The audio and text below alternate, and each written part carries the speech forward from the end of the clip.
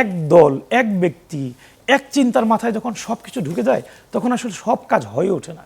দেখুন রামিসাদ দর্শন মামলার যে ঘটনাটি, সেখানে স্বয়ং প্রধানমন্ত্রী গিয়েছেন, তিনি সেখানে যাওয়ার কারণে সে দর্শন মামলার রায় 1 মাসের মধ্যে ইতিমধ্যে রায় প্রকাশিত হয়েছে। আপনার জানা থাকার কথা, রামিসাদ যে দিন ঘটনা ঘটেছে এর 5 দিনের মধ্যে, এর 9 দিনের মধ্যে 5 জন আরও ঠিক রামিসার মতো বয়সী মুন্সিগঞ্জে, সিলেটে ধর্ষণের শিকার হয়েছে। আপনি কি বলতে পারবেন সেই বাকি 5 জনের ধর্ষণের রায়ের কি খবর? পারবেন না, কারণ তাদের বাসায় মাননীয় প্রধানমন্ত্রী যায়নি,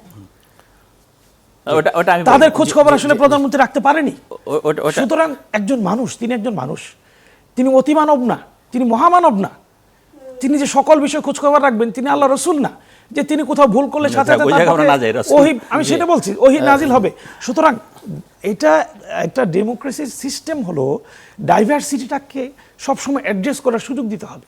প্রত্যেক মন্ত্রী তার জায়গা থেকে তার দায়িত্ব যথাযথভাবে পালন করবেন এবং সেই মন্ত্রীর জবাবদিহিতার জায়গাটা মাননীয় প্রধানমন্ত্রী গ্রহণ করার চেষ্টা করবেন।